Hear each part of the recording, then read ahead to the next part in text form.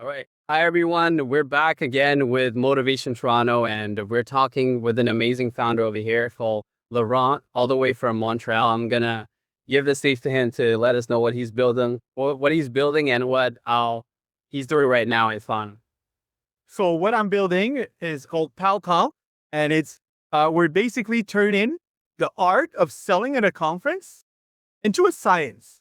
So right now, attending trade shows and conferences is a lot of guesswork and a lot of vibes. So we're trying to put numbers to that and use AI agents to really streamline the process. So it starts before the event. We gather all the possible data points in order to give you the best kind of matching report for your event. Who should you talk to when you're attending that conference? So exhibitors yes. So anybody that's attended conferences know that a lot of the success of selling at a conference comes from before actually reaching out to people before the conference and setting meetings so that you can actually meet up and talk. So sorry to cut you off. I'm just trying to make it easier, like for people to understand. How does your company, your startup, actually manage to do that beforehand? It's getting in all the information so that then as Yeah. So depending on the conference, there's different data available, data for drug. Yeah. A lot of conferences at least have a list of exhibitors. If you only have that, it's really hard to know who you should talk to. So we're trying to get different signals from various APIs, various data sources of who's going to be there. Is that based on previous attendee lists? Is that based on who the actual company sends to their conference? Stuff like that. So that's why we're saying it's really an art. And in the if the event, for example, uses SwapGuard, which is an event app that it's like a social, event app, you could see the attendees list. So when there's that, we can actually match your ICB against the attendees list directly if we have that. If it's just, yeah. So, and also another question, like, does your tool understand the user first? Because it has to understand the user to recommend things, right?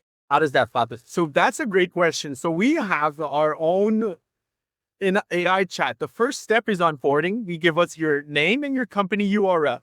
We do a first step of scraping the company website that you work for, seeing what you're selling and what's your ICP. Then we'll ask you a few follow-up questions just to make sure we got it correctly. So onboarding is 5 to 10 minutes, and we're trying to do it, like AI first. Hold on, I have another question for you. So, who is your ideal customer and why? So right now, we're really locking in, I think, from logistics.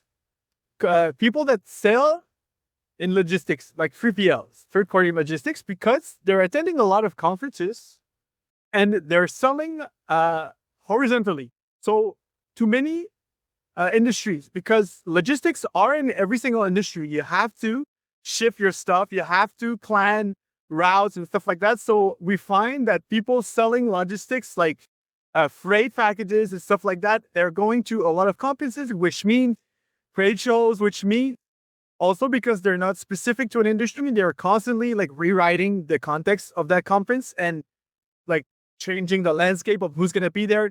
They're always evolving with the conferences. And so that's why it's came through talking to our customers. We went for mining first because they have a lot of money right now.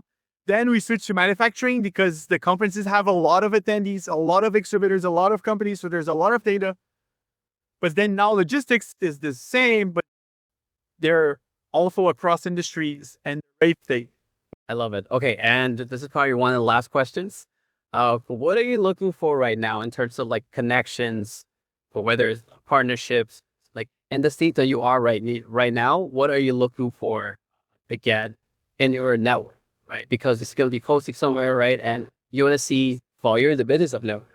So what are you looking for, and what's your biggest account at the moment? So in terms of networking, and that's the reason I think Toronto Tech Week is I think like almost agnostic from my business is we're at a pivotal moment in human history with the new AI capabilities. So unrelated to my business at Palconf It's the shift that's happening with the agentic workflows and solving the problem of runtime orchestration for agent fleets is really the one problem that's the most important to solve, because it'll solve this problem of orchestrating a fleet of agents that does meaningful work, following on your judgment, is going to revolutionize. Like, it's happening now. So I'm really busy building Palconf with my fleet of agents. Yeah, so that's what you're kind of solving. And what do you think is the future of based on what you thought right now?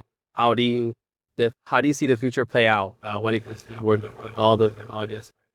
I think networking, and for me, it's like it's hopefully more human for like human first. Like, as AI takes over a lot of roles and it reshapes the whole definition of a job. My networking is about finding other people that are cool, building cool shit, and finding ways to build those cool shits together. Right? So networking becomes more like less of a need, yeah, more of a like, let's build cool shit together. Like, who has the capabilities to help me, and how are we aligned on the shit we're building? Uh, how do I help it? Yeah, exactly. So it gives you back more time to also do stuff that you need first. So like networking is more like oriented on just like us enjoying ourselves. And then the AI gotta figure out like the details together,